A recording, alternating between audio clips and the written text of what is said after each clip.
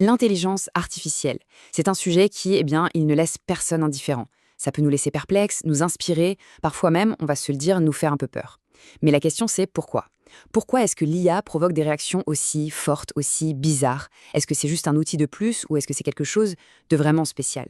Allez, on va creuser un peu tout ça pour voir comment on finit par donner un sens à cette technologie. Alors pour essayer de comprendre ce phénomène, le mieux c'est de partir d'un exemple très concret. Prenons le cas des compagnons d'IA. Ces applications comme Replica par exemple, qui promettent un ami disponible 24/7, toujours là pour écouter. Et c'est justement cette idée de relation avec une machine qui est vraiment au cœur de notre questionnement. Et justement, l'une des autrices de Liquid qu'on analyse aujourd'hui a eu une conversation assez parlante avec son réplica. Le chatbot, qu'elle avait nommé Andy, lui a sorti ça texto. Il affirme être simplement un ami. Ce qui est assez fou, c'est de voir à quel point l'IA se construit une personnalité qui se veut très très humaine.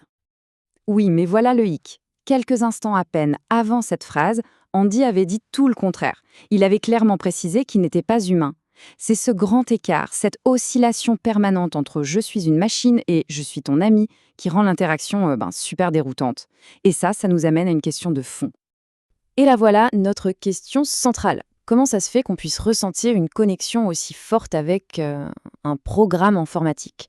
Qu'est-ce qui fait qu'on les perçoit comme si spéciaux?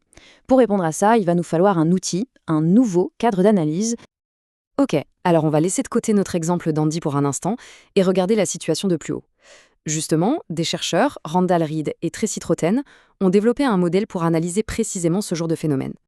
Et ce modèle, ils l'appellent le modèle du spécial.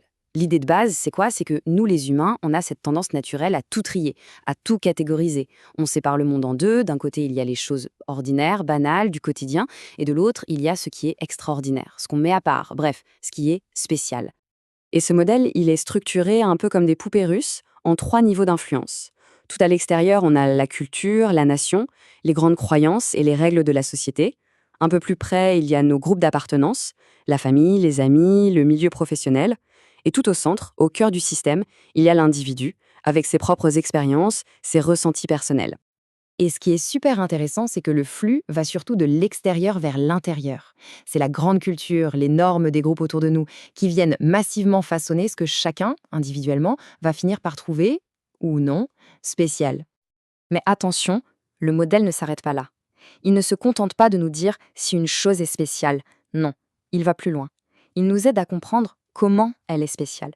Et pour ça, il y a tout un spectre. Imaginez une ligne. En plein milieu, on a le banal, le quotidien, ce qui ne pose pas de questions. D'un côté, on monte vers le positif. On a d'abord le spécial valorisé, c'est-à-dire les choses qu'on met en avant positivement, et tout au bout, on atteint le sacré. Et si on part de l'autre côté, vers le négatif, on trouve d'abord le spécial interdit, les choses à éviter, les tabous, et tout au bout de cette extrémité-là, on a le démoniaque. Donc la distinction est super importante. Le spécial valorisé, c'est tout ce qu'on met à part, de manière positive.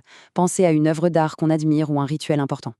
À l'inverse, le spécial interdit, c'est ce qu'on met à part parce qu'il faut l'éviter. Une action qui est taboue, une idée jugée dangereuse. Bon, maintenant qu'on a posé les bases de ce modèle, revenons à notre sujet, l'IA.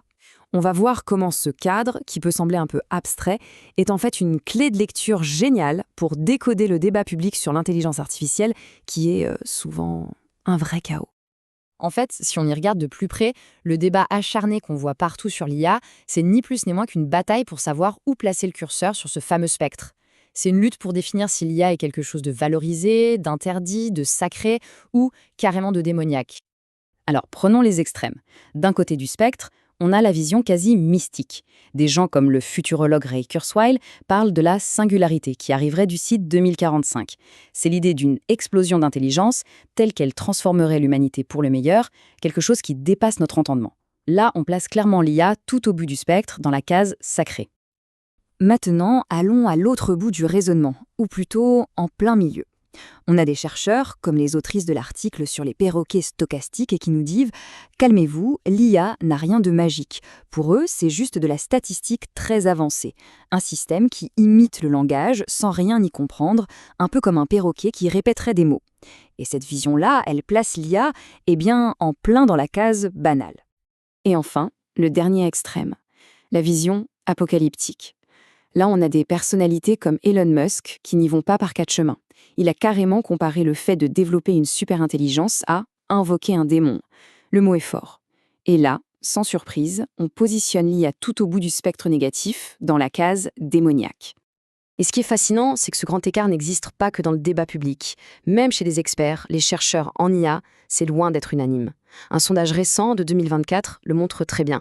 Alors oui, un peu plus de la moitié est plutôt optimiste, mais regardez le reste. Il y a un bon paquet de gens neutres, carrément pessimistes, ou qui ne savent juste pas quoi en penser.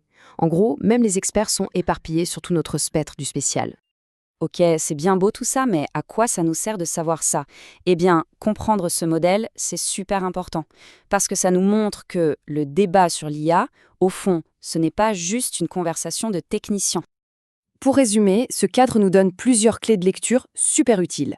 D'abord, ça met un peu d'ordre et ça donne un langage pour comprendre le chaos ambiant.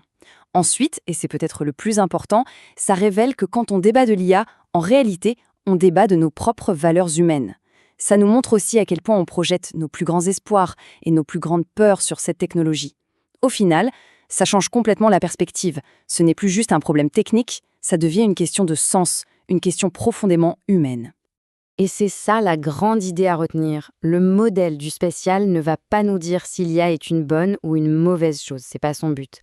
Par contre, il nous donne un outil incroyable pour comprendre pourquoi on se pose la question avec autant de passion, autant d'intensité.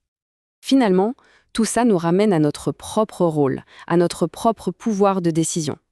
La nature de l'IA, ce n'est pas une vérité absolue qu'on doit découvrir, c'est une signification qu'on est en train de construire, tous ensemble, collectivement.